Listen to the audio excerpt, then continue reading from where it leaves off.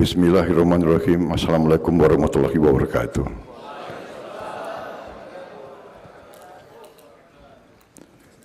Marilah kita sebagai insan yang bertakwa tidak henti-hentinya memanjatkan puji syukur kehadirat Allah Subhanahu wa taala, Tuhan Maha Besar, Tuhan Maha Kuasa. Kepadanya lah kita berdoa dan hanya kepadanya lah kita meminta pertolongan. Salawat dan salam kita haturkan kehadirat junjungan kita baginda Nabi besar Muhammad Rasulullah Sallallahu Alaihi Wasallam yang telah memberi kepada kita agama dan peradaban.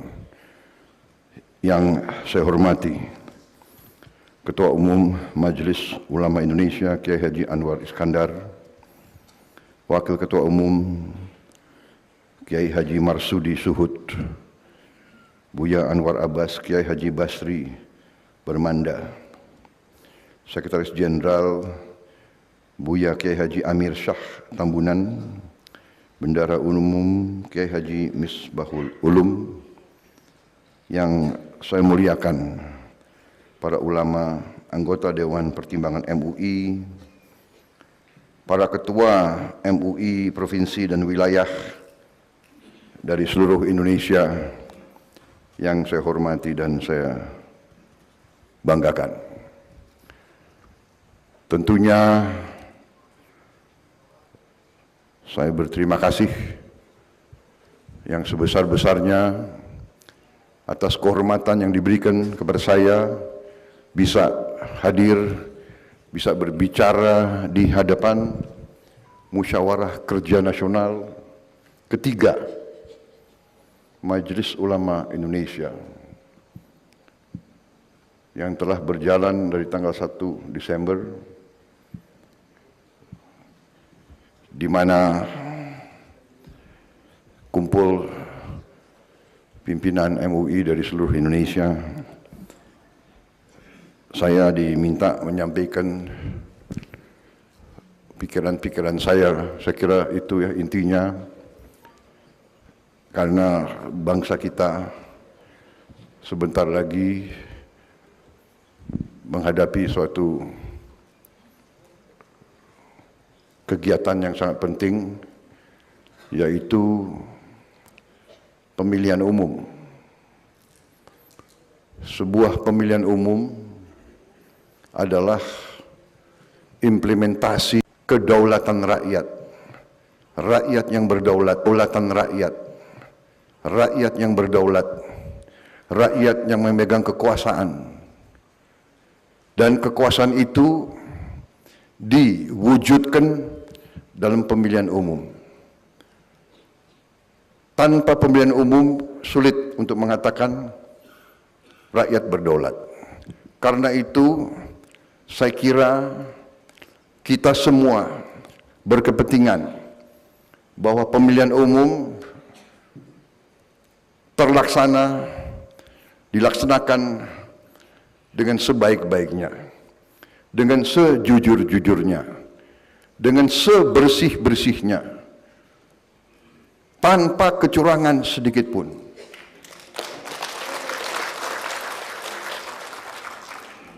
Dan kita kapal besar, kita butuh nahkoda. Nahkoda tidak bisa kerja sendiri, tidak ada kapal sendiri, tidak ada kapal yang bisa dengan satu orang dinahkodai satu orang. Walaupun kapal yang termodern pun, pakai komputer apapun, tetap harus ada nahkodanya, otaknya dan sebagainya. Nahkoda dibantu oleh awak kapal. Jadi kalau sebuah bangsa ingin berhasil, sebuah negara yang tidak bisa menjaga kedaulatan, yang tidak bisa menjaga kedaulatannya, diobrak-abrik, ditindas, diinjek-injek, dibom,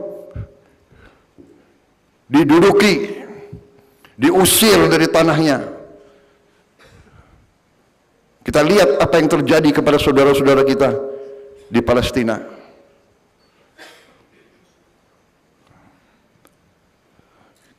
Kita lihat apa yang terjadi di Libya. Kita lihat apa yang terjadi di Sudan. Kita lihat apa yang terjadi di Yaman. Kita lihat apa yang terjadi di Suriah. Kita lihat apa yang terjadi di Irak. Kita lihat apa yang terjadi di Afghanistan. Manakala elitnya, pemimpin-pemimpinnya tidak bisa menyelesaikan perbedaan pandangan dengan cepat, dengan damai, dengan arif, dengan jujur. Itu nasib bangsa-bangsa. Ini sejarah peradaban manusia. Mari kita lihat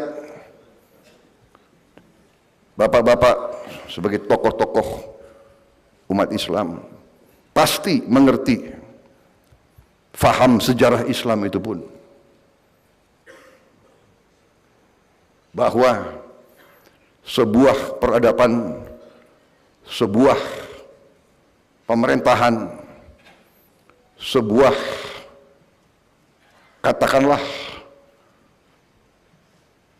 kerajaan sekalipun, imperium sekalipun, harus terdapat unsur-unsur tertentu. Dalam hal ini, kalau kita bicara tentang bangsa, tentang negara, saya ingin mengutip sebuah ajaran yang menjadi pelajaran dalam sebuah peradaban Islam yang terkenal dan kesohor, yaitu Imperium Ottoman, Imperium Osmani. Dalam Imperium Ottoman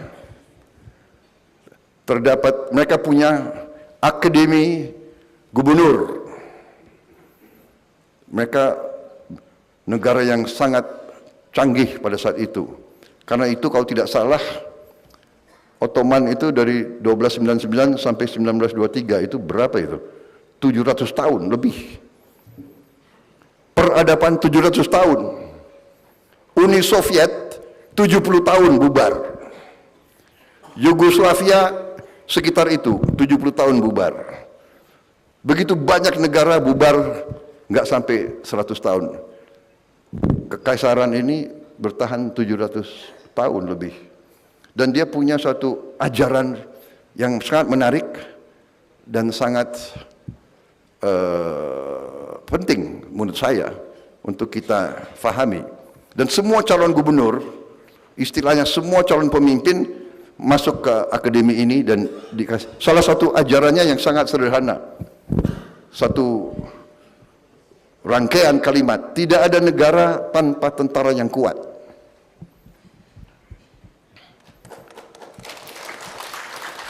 Mungkin karena Palestina dan mungkin karena saudara-saudara kita, negara-negara yang dikatakan ya negara-negara Arab, negara Muslim yang berada di situ, Mesir, Yordan, Suriah, Lebanon,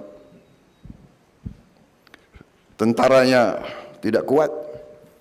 Kita lihat apa yang terjadi kepada saudara-saudara kita di Palestina. Tidak ada tentara yang kuat tanpa uang. Tidak ada uang tanpa kemakmuran. Tidak ada kemakmuran tanpa rakyat yang bahagia dan sejahtera. Jadi ini pelajaran ya. Kita tidak mungkin mencapai kemakmuran kalau rakyat tidak bahagia dan sejahtera. Tidak ada rakyat yang bahagia dan sejahtera tanpa pemerintah yang bersih dan adil. Artinya, tidak mungkin ada negara yang berhasil, yang langgeng tanpa keadilan. Ini saya kira pelajaran bagi kita. Siapapun yang mau maju, siapapun yang mau menawarkan diri, minta mandat kepada rakyat Indonesia sebaiknya hafal ini. Marilah kita membangun negara yang adil. Rakyatnya bahagia, kita bisa mencapai kemakmuran. Dengan kemakmuran kita kuat. Dengan kita kuat, kita tidak bisa diinjek-injek, ditindas, dan dikerjain oleh kekuatan-kekuatan lain. Karena yang lemah pasti diinjek-injek, yang lemah pasti dilindas. Ini hukum peradaban manusia. Pelajaran mereka 700 tahun. Saya kira bapak-bapak sebagai ahli di bidang agama Islam faham bahwa dalam Islam pun pemimpin itu harus mengerti, harus faham tentang perang. Kita tidak ingin perang, tapi kita mengerti mereka yang tidak kuat akan ditindas, dan kita pernah mengalami. Marilah kita jujur, kita mengalami ratusan tahun kita dijajah. Saudara-saudara sekalian, ada suatu pelajaran lagi di negara-negara barat. Negara barat itu mengajarkan hampir di setiap sekolah mereka, di universitas mereka, di fakultas-fakultas mereka, apalagi fakultas strategi dan fakultas perang. Kita negara keempat terbesar di dunia. Saya kira tidak ada satupun fakultas di Indonesia yang judulnya adalah Fakultas Ilmu Perang. Nggak ada kan? Tidak ada kan?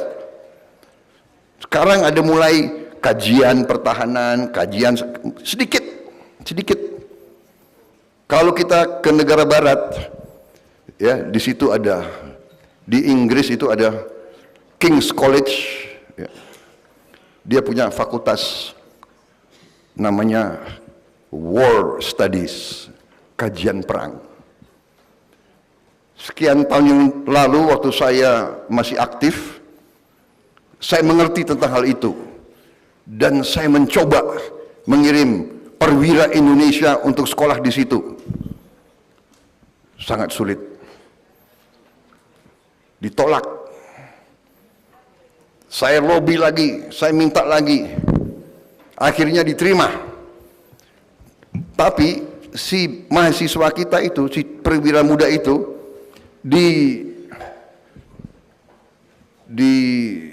diintimidasi, di cywar.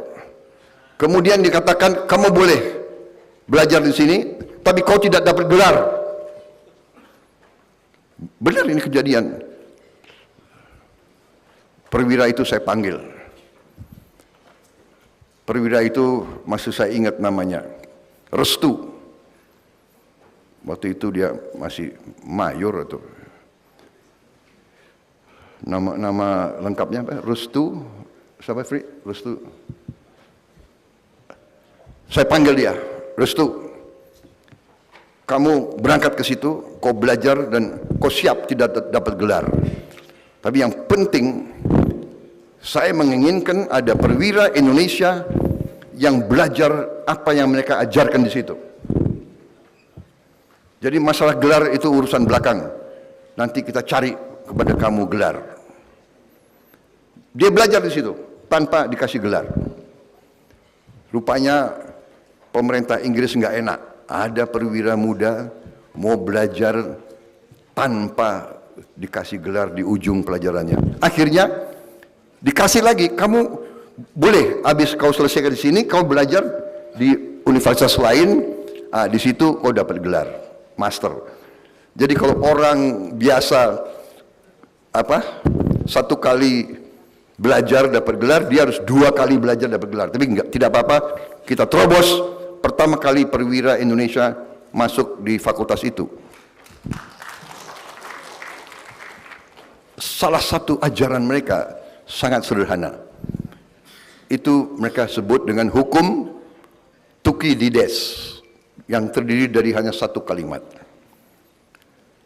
Hukum Thukydides berbunyi, "The strong will do what they can, the weak suffer what they must." Yang kuat akan berbuat apa yang dia bisa berbuat. Yang lemah harus menderita. Ujura, ini ajaran mereka.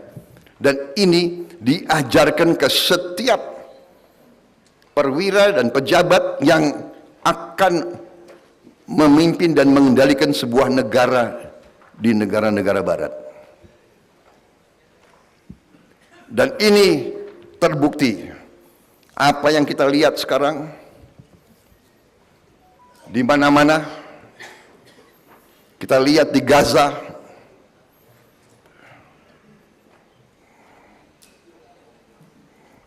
ada sebuah negara merasa kuat, dia ingin berbuat apa yang dia bisa berbuat.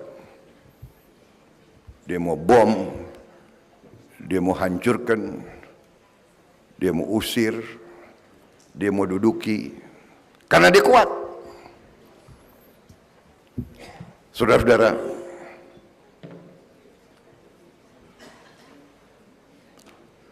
perang Ukraina, Rusia dituduh menyerang sasaran sipil, menyerang sekolah, menyerang rumah sakit, menyerang kota-kota. Barat berang, marah, dikasih sanksi dan sebagainya dan sebagainya. Tapi kalau Israel menyerang, Israel yang membom sasaran sipil Barat tidak memberi sanksi kepada Israel. Jadi bapak-bapak sekalian, sebagai pemimpin umat, sebagai ulama, marilah kita sadar ini, bahwa bangsa Indonesia dengan segala kekayaannya, dengan segala potensinya, bukannya kita akan aman-aman saja, bukannya kita akan baik-baik saja kalau kita tidak bertekad untuk membangun bangsa kita menjadi bangsa yang kuat. Nasib kita, ya, kita harus jujur, kita harus koreksi diri kita. Bangsa kita ini, bangsa Nusantara ini, datang dari berbagai puluh suku bangsa, ya. Pada dasarnya sifat kita ini ramah. Sifat asli suku-suku di Nusantara ini ramah. Ramah kepada tamu. Benar kan? Ibu-ibu, iya kan? Kita selalu hormat sama tamu. Tamu datang, iya kan? Monggo pinara. Kita kalau perlu kita pinjam dari tetangga, pinjam gula, pinjam beras kalau perlu, karena kita hormat sama tamu. Benar nggak? Ini sifat kita. Bangsa-bangsa lain belum tentu sama dengan kita. Saya cukup lama besar di Barat, saya paham kadang-kadang budaya mereka berbeda. Ya tidak salah, mungkin iklimnya berbeda, ya kan? Jadi saya pernah diundang oleh teman saya waktu saya sekolah. Prabowo belajar di rumah saya nanti sore. Oh baik, oke. Jadi saya ikut dia ke rumah dia, diajak belajar. Waktunya itu jam 6 sore. Waktu saya masuk ke rumahnya, keluarga dia sedang makan di meja makan. Dia bawa saya ke kamar. Prabowo, kok di sini ya? Ini buku-buku, kok belajar? Saya makan dulu sama keluarga saya. Kita kan aneh, ya kan? Tapi dia tidak salah. Loh, saya ajak kamu ke rumah saya untuk belajar, bukan untuk makan. Oh, saya belajar budaya mereka gitu. Kamu kan sudah dikasih makan oleh orang tuamu. Ini saya makan dengan orang tua saya. Jadi tunggu ya, saya makan dulu. Kita kan tidak bisa. Sifat kita tidak bisa. Kita lagi makan, ada orang datang, ini. Nah, saking baiknya kita didatangi. Nusantara ini didatangi dari ratusan tahun. Spanyol datang, Portugal datang, Perancis datang, Inggris datang, Belanda datang, habis itu nggak mau pulang-pulang. Datang pertama dia mau dagang. Dia minta izin ke sultan-sultan kita, pangeran-pangeran kita, dia mau dagang. Sultan Banten, bolehkah kita dagang? Oh, dagang boleh. Bolehkah kita buka pos dagang di sini? Boleh. Begitu dikasih izin pos dagang, boleh enggak saya bikin tembok? Oh, boleh. Lama-lama temboknya tambah tebal. Pos itu jadi benteng. Habis itu, boleh enggak saya bikin pelabuhan? Lama-lama dia kuasai kerajaan kita. Jadi pelajaran sejarah ini menurut pendapat saya, bapak-bapak sekalian, ibu-ibu sekalian, pelajaran sejarah itu masih berlaku sampai sekarang. Sekarang dia tidak pakai lagi nama-nama seperti itu. VOC dulu kan, sekarang nggak pakai VOC. Sekarang pakai macam-macam lah, ya kan? Perusahaan ini, perusahaan itu, bank ini, bank itu. Tapi ujungnya sama. Dia mau kuasai kekayaan kita. Nah, di sini banyak ahli pakar, banyak tokoh, banyak birokrat kita, banyak pejabat kita, banyak pemimpin politik kita tidak terlalu sadar. Dan apa yang mereka lancarkan? Jelas, sangat jelas mereka lancarkan politik yang namanya divida et impera. Pecah, kuasai. Pecah, berkuasa. Divida et impera. Dan sampai sekarang masih berlaku. Kalau kita lihat, maaf, ya ini kita bicara di antara kita, logikanya, kalau kita lihat sekian puluh negara Arab dengan satu bahasa Arab, satu agama Islam, dengan kekayaan yang luar biasa, kekayaan cadangan minyak dan gas terbesar di dunia, di Irak, di Kuwait, di Qatar, di Bahrain, di Abu Dhabi, di Libya, di Sudan. Harusnya 22 negara itu kalau bersatu menjadi superpower yang luar biasa. Tapi kita juga harus akui, banyak tidak bisa bersatu.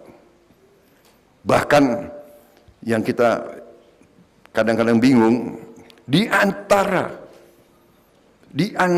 saudara-saudara kita yang sama-sama Muslim, yang sama-sama Arab, bisa perang di antara mereka.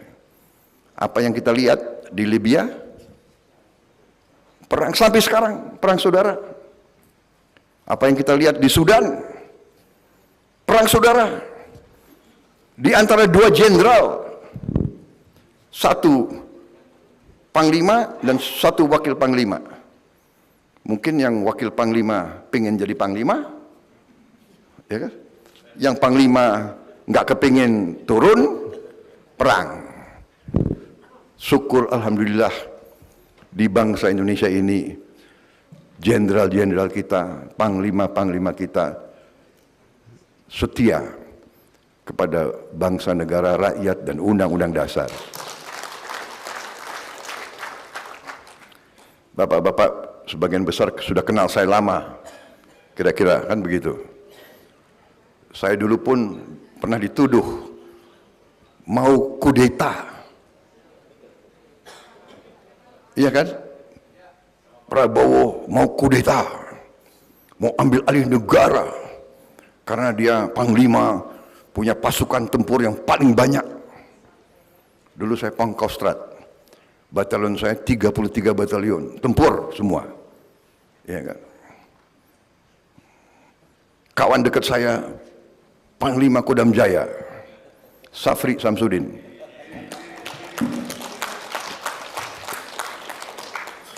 Sampai sekarang masih kawan baik, masih membantu saya. Maksud saya mau cerita, ya kan, dituduh. Tapi saya bertanya, sejarah mencatat, apakah Prabowo kudeta atau tidak? Kan tidak. Dituduh mau, tapi tidak lakukan. Saudara-saudara, saya maju. Saya menawarkan diri untuk berbakti kepada negara. Saya ingin diberi mandat.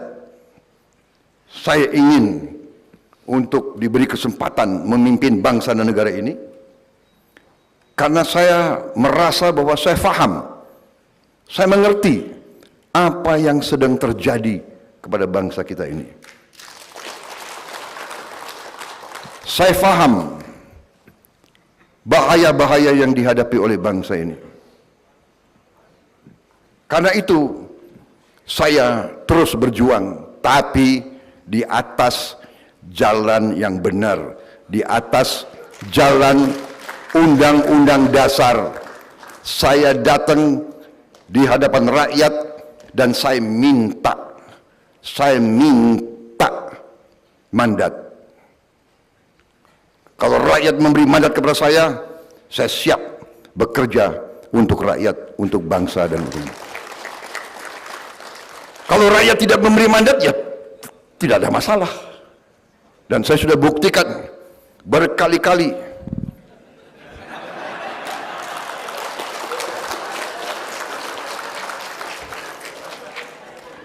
Agak aneh ini ulama ini. Kok ketawa ya?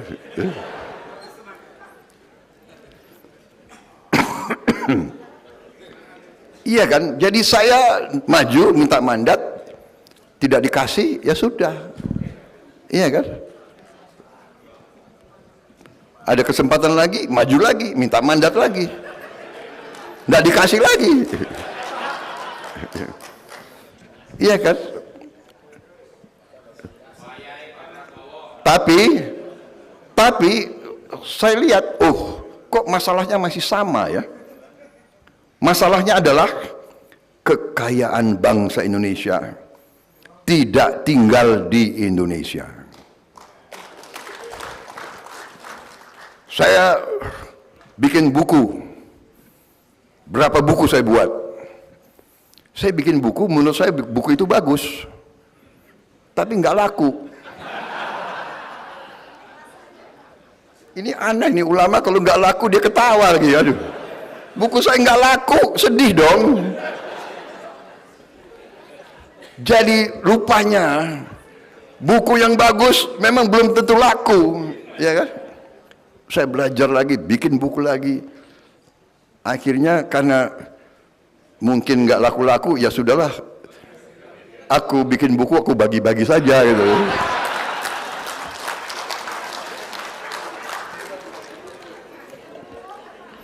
Tapi saya belajar sekarang bikin buku jangan terlalu jelimet.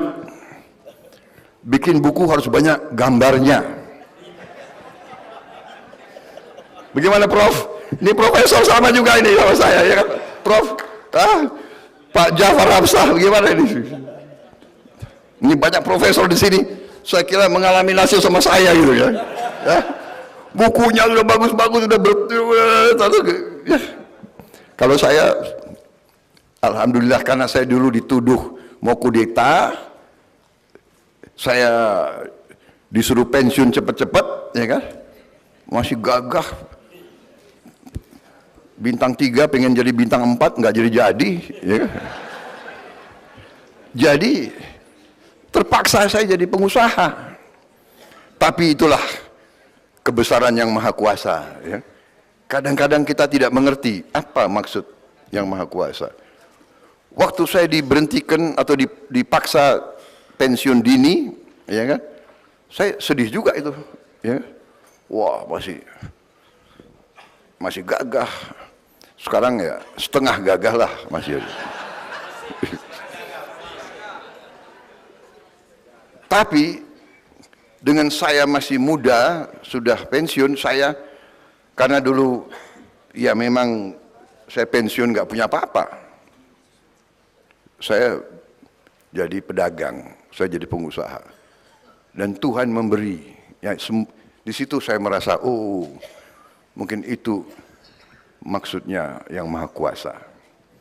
Dan dulu saya agak dekat sama Gus Dur. Gus Dur itu, orang mau percaya nggak percaya,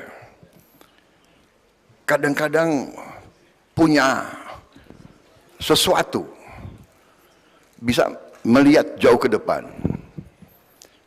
Karena saya dekat sama beliau, waktu beliau presiden, saya sering dipanggil oleh beliau. Jadi waktu itu usia saya masih ya relatif muda, ya masih fit. Saya sebetulnya berharap dari Gus Dur, karena dia presiden dan dia tahu bahwa saya sebenarnya tidak bersalah. Saya berharap kalau bisa dia rehabilitasi saya, mengembalikan saya sebagai seorang jenderal. Sebetulnya harapan saya itu. Tapi beliau panggil saya. Habis itu beliau punya satu teknik kalau mau kasih tahu. Beliau suruh saya ke Jawa Tengah, ketemu satu kiai yang beliau anggap agak punya kelebihan kemampuan. Prabowo kok menghadap kiai itu. Saya datang ke Jawa Tengah, saya menghadap kiai itu. Kemudian kiai itu mengatakan kepada saya, sudah Mas Bowo, udah ndak usah mikir lagi kembali ke tentara. Mas Bowo, jadi pengusaha saja. Lemes aku. Hah? Ketawa lagi. Wah, aduh, ini memang ulama Indonesia ini. Kecewa saya, waduh, ya. Masih menggebu-gebu kan, pengen gagah kembali Pak, kan saya enggak, dalam arti kan dituduh ini kan tidak terjadi. Sudah, habis itu saya kembali ketemu Gus Dur. Gus Dur kayaknya sudah tahu ya. Gimana Mas Bowo? Ya katanya suruh jadi pengusaha, Gus. Ya sudah, kamu pengusaha saja. Tapi ternyata, ya, mungkin itu yang menyelamatkan saya. Akhirnya saya jadi pengusaha. Tuhan memberi kebaikan-kebaikan, memberi rezeki yang baik, yang halal. Akhirnya saya bisa bantu banyak orang. Dan begitu saya agak lumayan, kembali lagi. Waduh, ini gimana? Bagaimana saya bisa mengabdi dan berbakti kepada negara? Oke, saya masuk politik. Disitulah saya mulai masuk politik. Saya belajar politik di Indonesia ini, mungkin ilmu politik saya paling lama dan paling mahal. Kalau orang masuk kuliah belajar politik berapa? 4 tahun kan? S1, tambah 2 tahun S2. Tambah 2 tahun lagi atau 3 tahun lagi S3. Jadi 4, 2, 2. 8 tahun atau 9 tahun menjadi doktor. 8 atau 9 tahun. Saya belajar politik dari tahun 2003, 2003, 2004 sampai sekarang 20 tahun saya belajar politik. 20 tahun saya belajar politik dan masih belajar sampai hari ini. Jadi waktu awal-awal saya belajar politik, ini boleh ya, saya boleh bicara, Pak? Kapan lagi saya bicara di hadapan ratusan ulama, ya kan? Ya tapi salah panitia sendiri, kenapa undang saya gitu. Kalau Prabowo dikasih podium, dikasih mic, itu nggak bisa pidato sebentar. Jadi salah sendiri ngundang saya. Mudah-mudahan bisa tahan. Tapi begini, benar. Jadi ternyata waktu saya belajar politik, saya mengira politik itu ya, datang, bikin konsep visi misi yang bagus, iya kan?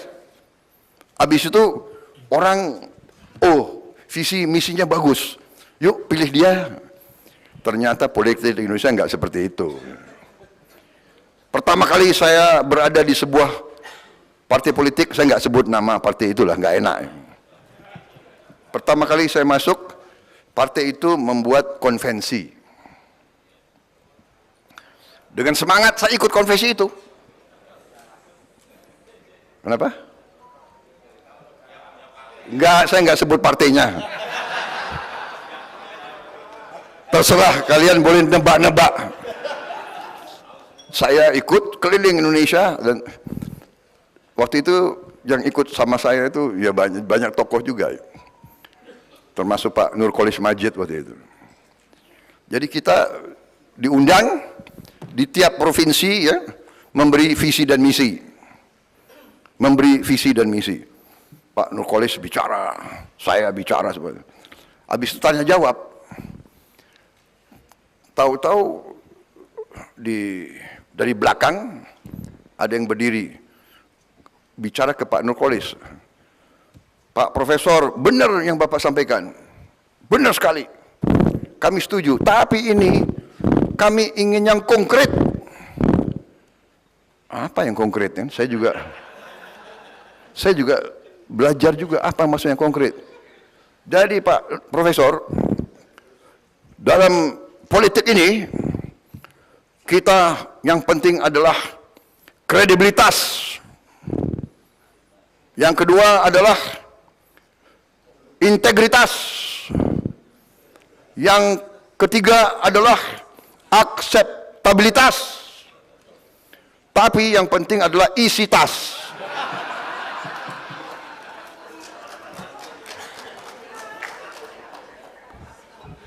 Pak Nurkolis kan orang profesor yang idealis, ya kan, marah-marah gitu. Apa maksudnya isi tas? Oh, saya belajar, oh begitu, ya kan.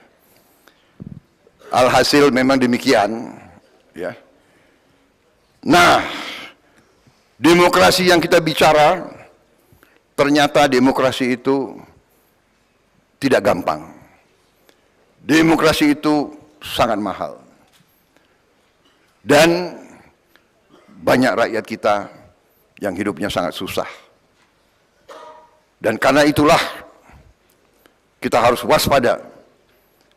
Justru karena rakyat kita susah, mungkin saja ada kekuatan-kekuatan yang ingin mengatur bangsa kita, republik kita, dengan cara-cara yang kita sudah mengerti semua. Jadi bapak-bapak sekalian, yang ingin saya sampaikan adalah, dari sekian puluh tahun kita sampai hari ini, sebagai bangsa dan negara kita pernah mengalami goncangan-goncangan yang besar. Sebelum merdeka kita dijajah oleh bangsa lain. Kita dianggap hina.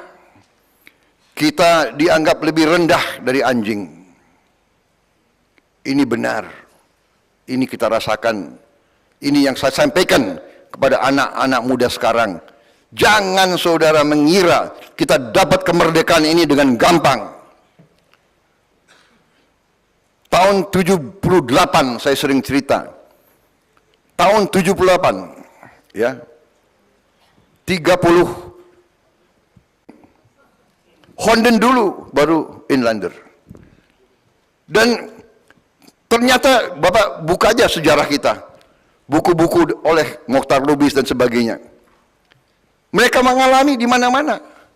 Kita tidak boleh di negara tanah air kita sendiri.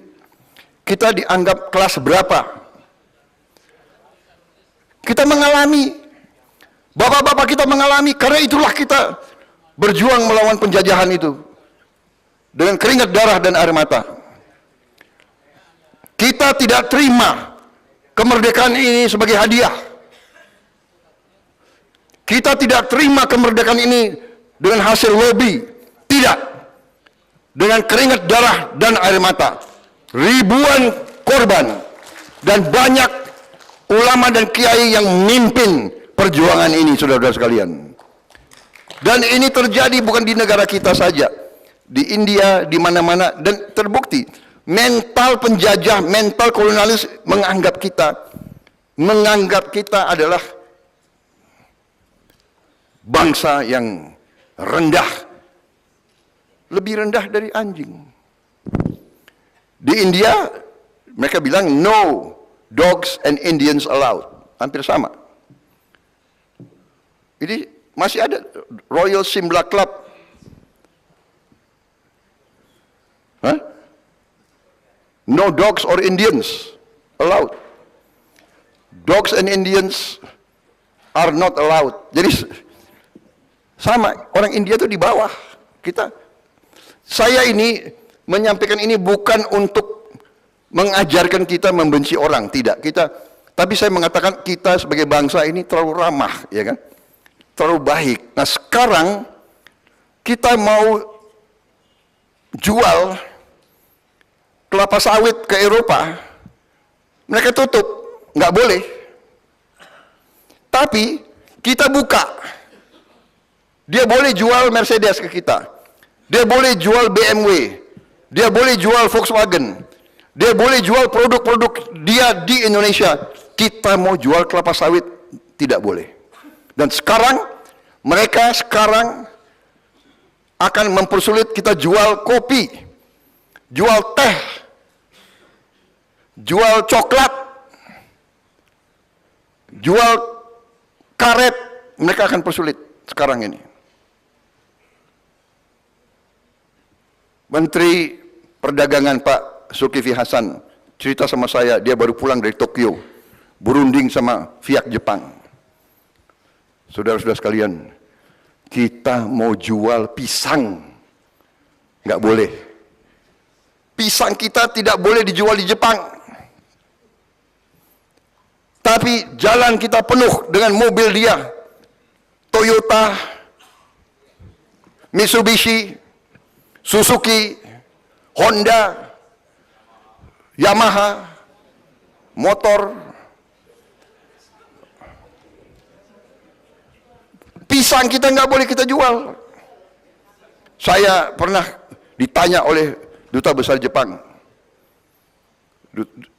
Duta Besar Jepang tanya, kenapa Indonesia menghalangi ekspor barang-barang tertentu? Saya katakan bahwa kita sekarang tidak mau barang-barang kita, sumber daya alam kita dijual murah sebagai bahan mentah. Karena kita mau mengolah bahan-bahan itu untuk menjadi bahan produk-produk industri yang punya nilai tambah. Kita mau barang-barang itu diolah di Indonesia. Saya katakan itu kepada beliau. Karena kita ingin mencontoh Anda. Kita ingin rakyat kita hidup makmur. Kita ingin rakyat kita tidak menerima UMR terus-menerus. Kita mau anak-anak kita kerja yang baik di pabrik-pabrik. Saudara-saudara, saya sudah ada buku yang saya tinggalkan. Dan saya siap memaparkan. Jadi sampai sekarang ini baru pembukaan. Salah sendiri mengundang saya. Gitu. Jadi, saudara-saudara, ya, Presiden Jokowi menjalankan kebijaksanaan hilirisasi. Hilirisasi artinya tidak akan lagi bahan-bahan baku kita, sumber alam kita izinkan dijual murah, dibawa keluar. Enggak. Bikin pabrik di Indonesia. Saya beri contoh satu, nikel. Nikel tahun 2017 masih kita izinkan nikel dijual sebagai gelondongan bahan baku. Penerimaan kita satu tahun 3,3 miliar dolar, kurang lebih 50 triliun. Tahun 2020 pemerintah Joko Widodo melaksanakan larangan ekspor nikel sebagai bahan mentah. Tahun 2022 penerimaan kita naik menjadi 33,3 miliar dolar. Naik 1000%. Dengan satu kebijakan, satu larangan,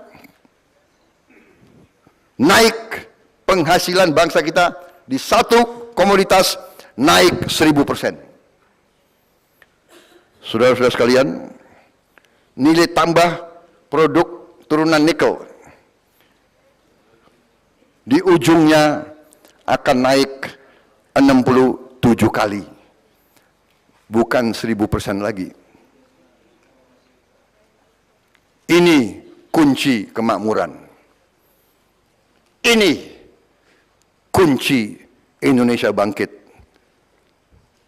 Tapi kita harus berani, karena kita akan berhadapan dengan banyak negara yang tidak suka sama kita. Saudara-saudara sekalian, saya maju sebagai calon presiden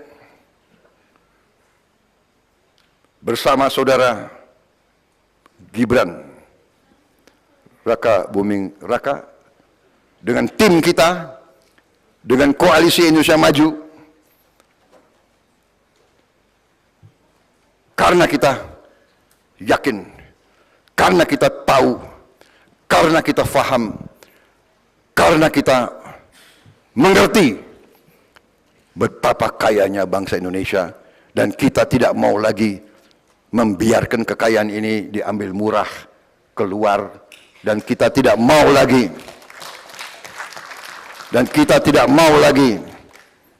membiarkan kekayaan kita mengalir terus-menerus ke luar negeri. Saudara-saudara sekalian, bapak-bapak, ibu-ibu sekalian yang saya hormati, kita sudah punya rencana besar, dan itu saya tuangkan dalam buku Strategi Transformasi Bangsa Menuju Indonesia Emas 2045. Di situ sangat jelas, saya ambil rincinya saja. Kita sudah siapkan peta yang kita sebut pohon industri. 21 komoditas. 21 komoditas yang kita tidak akan izinkan dijual murah keluar. Batu bara, nikel, timah, tembaga, boksit,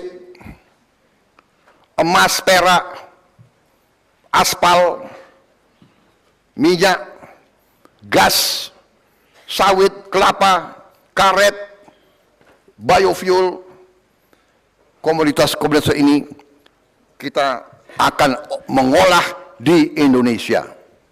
Saudara-saudara sekalian, saudara-saudara sekalian, 1 kilang minyak di Jepang menghasilkan 70% BBM untuk rakyat. 30%-nya limbah. Yang limbah 30% itu menjadi bahan baku untuk 40.000 pabrik. 1 kilang minyak menghasilkan produk yang akan dipakai oleh 40.000 pabrik. Bisa kita bayangkan ya, berapa insinyur, berapa manajer, berapa sarjana, berapa karyawan, satu kilang. Kita satu komoditas, kita bikin petanya. Coba dibuka pohon industri. Coba lihat pohon industri tembaga. Kita bisa lihat turunannya menjadi apa? Berapa ribu pabrik menghasilkan nilai tambah yang luar biasa.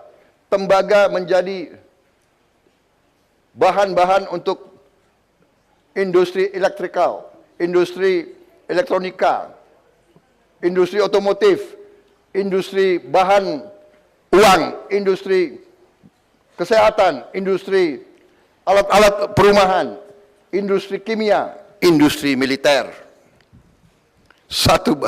Satu komoditas yang sekarang ini diambil bahan baku. Kita lihat berapa nilai tambahnya.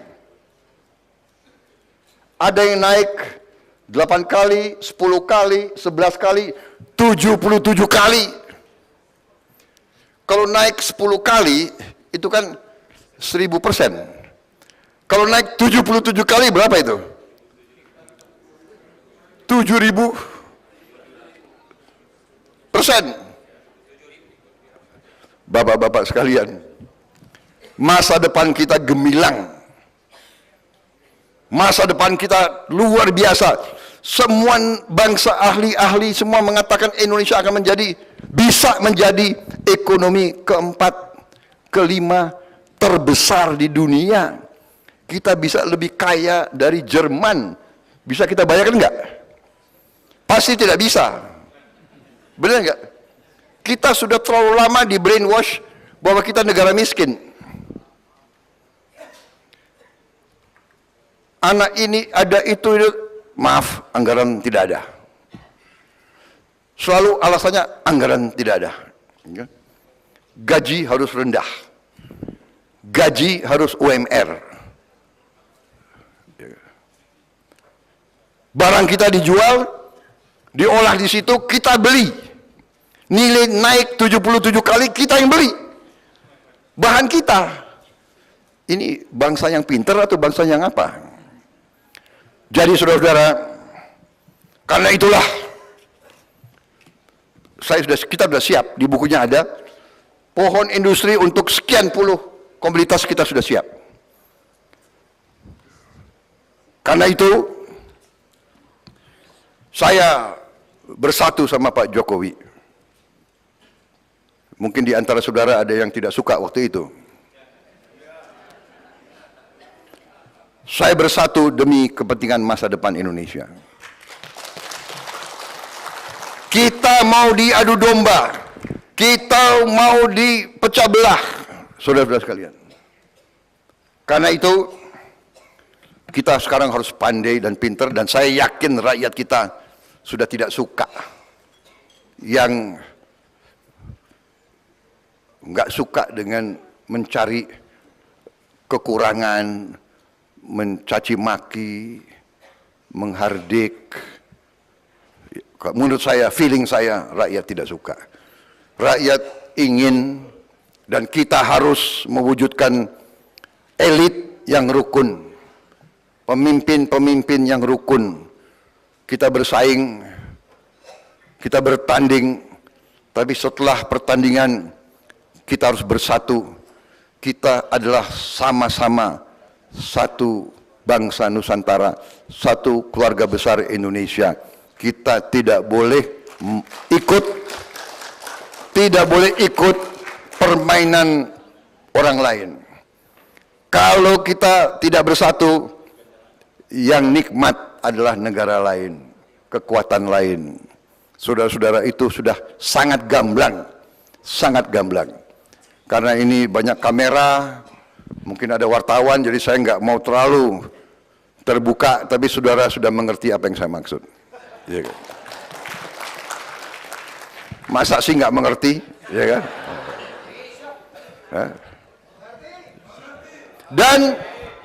Dan kita juga harus koreksi. Yang saya heran kadang-kadang ya, saya juga heran kadang. Ada tokoh-tokoh, pemimpin-pemimpin, pejabat-pejabat yang pinter, dari segi ilmu pinter, tapi tak faham. Pinter tapi tak faham. Mungkin pinter, tapi kepinterannya bisa digunakan oleh bangsa lain. Pinter, tapi tidak mengerti. Ada.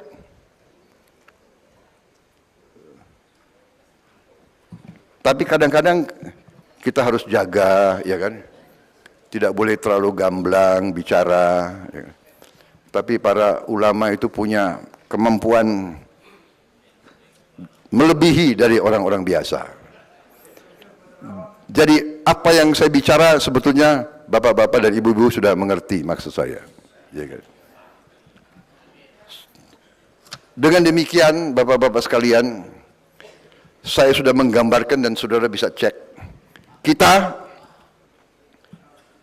Kita diramalkan akan menjadi negara keempat terkaya di dunia tahun 2045. Nah, ini juga orang Indonesia ya, para ulama termasuk, terlalu cepat gembira. Ini sifat orang Indonesia, ya kan? Optimis. Kita bisa ke sana, tapi ada syaratnya. Syaratnya tadi, pemimpin harus rukun. Jangan marah-marah sekarang. Prabowo sendiri sudah berubah.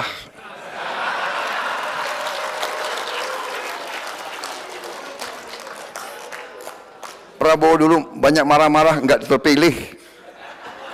Sekarang Pak Prabowo banyak senyum aja lah.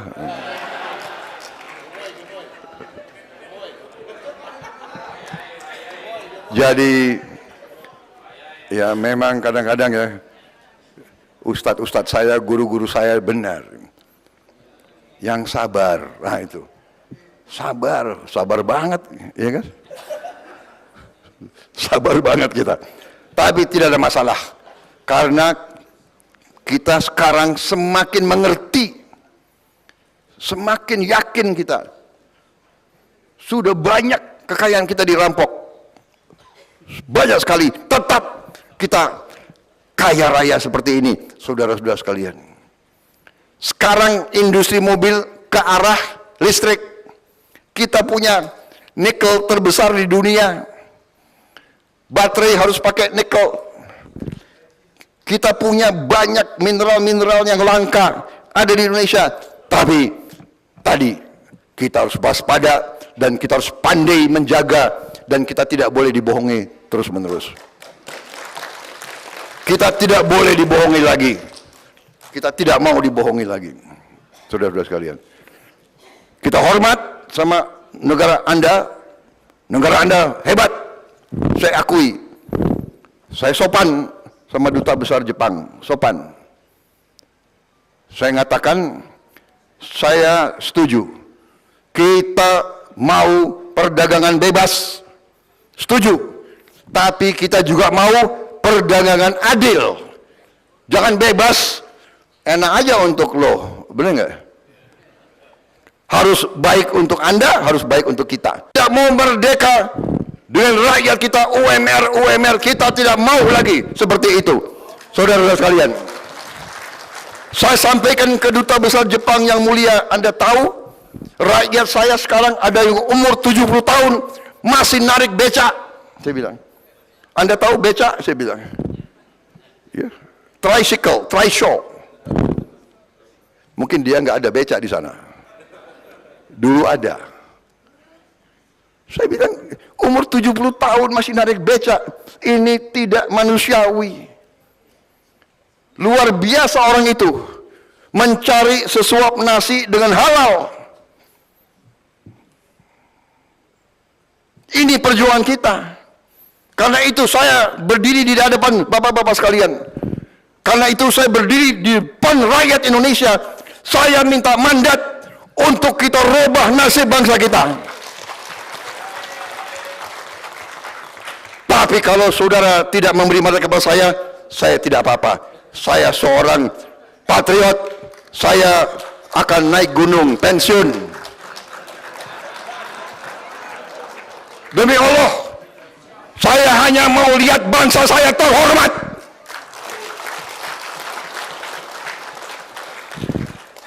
Saya kira itu yang ingin saya sampaikan. Buku ada di hadapan bapak-bapak, semua ada di situ. Proyek-proyek kita, program kita ada di situ. Kita bertekad membuat terobosan. Kita tidak mau nanti insya Allah akan Kita harus hilangkan kemiskinan dari bumi Indonesia. Dan nanti ada yang bertanya, apa iya bisa? Kita sudah hitung, kita mau kasih makan kepada semua anak Indonesia dan ibu-ibu yang sedang hamil. Kita sudah hitung. Nanti ada yang bertanya, apa bisa?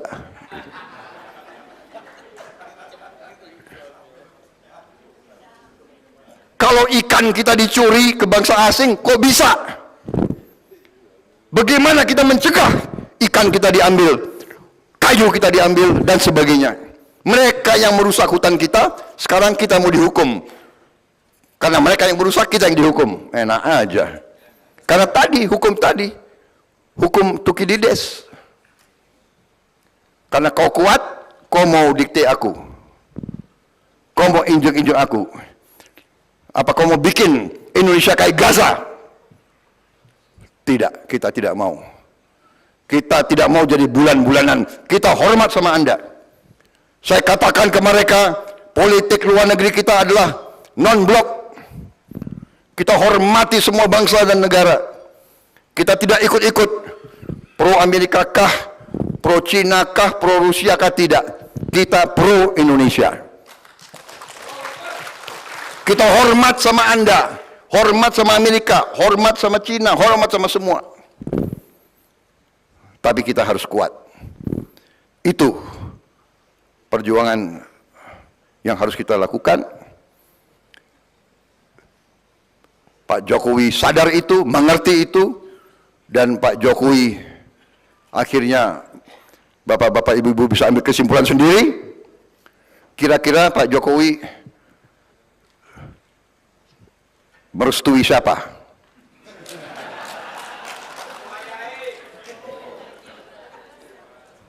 Iya kan? Jangan marah-marah, kita semua hormat, ya kan? Saya akan hormati keputusan rakyat Indonesia. Saya mulai keliling, saya minta maaf tadi, saya langsung dari airport dijemput oleh Pak Nusron Wahid, langsung saya digerek ke sini. Inilah demokrasi, ya. Mantan jenderal diatur oleh Banser. Iya, jangan kira saya capres enak-enak. Enggak, Bapak harus bangun jam sekian, terbang jam sekian, ke sini besok Bapak ke situ, ke sini, ke situ. Siap. Bapak harus ke Ancol sekarang, MUI. Oh ya, sekarang. Katanya besok. Enggak, Pak, sekarang. Oh ya, ya sudah. Ganti baju, cepat. Tapi saya begitu di sini kok jadi semangat.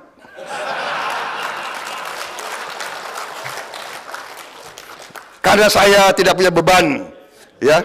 Saya katakan, saya dengan tim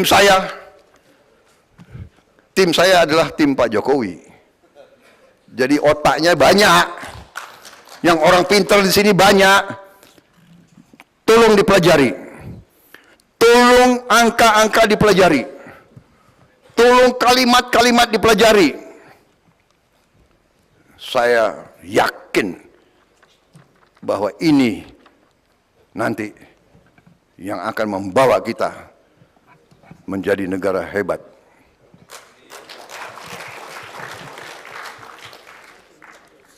Para ulama yang paling dekat sama rakyat, para ulama sebagai cendekia juga yang memiliki hati nurani suatu bangsa. Para guru besar di universitas-universitas, mereka bisa dikatakan the brains of the country. Para guru besar, para ulama, the conscience of the country. Para ulama, hati nurani suatu bangsa. Para guru besar, otak suatu bangsa. Para guru besar, para ulama yang akan menentukan nasib bangsa Indonesia. Apa yang saya sampaikan adalah dari kajian ilmiah, dari sejarah dan dari ilmu-ilmu bernegara. Kita kasih makan siang untuk anak Indonesia, ternyata 60 negara sudah melakukan. Negara-negara yang lebih miskin dari kita, mereka kasih makan ke anak-anak mereka. Karena ini strategis. Saudara-saudara, saya kira demikian yang ingin saya sampaikan. Mohon maaf kalau ada kata-kata saya yang salah, yang kurang, saya minta maaf. Tapi maklum karena saya baru pulang kampanye dari Tasikmalaya, ya kan? Dikasih perintah oleh Panglima Banser. Ngeri juga gue sama Banser itu. Saya tinggalkan tulisan saya yang bersama-sama para pakar yang hebat-hebat. Saya sangat optimis. Saya sangat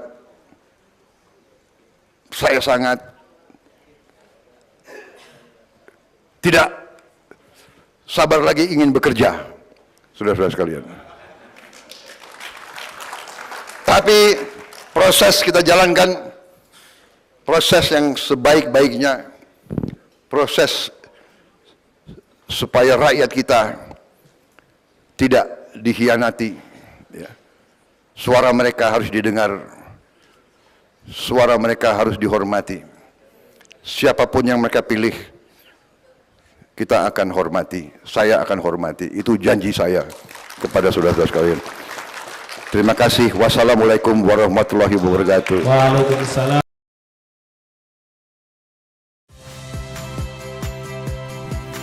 Saya Harjuno Pramendito. Saksikan program-program Kompas TV melalui siaran digital, pay TV, dan media streaming lainnya. Kompas TV, independen, terpercaya.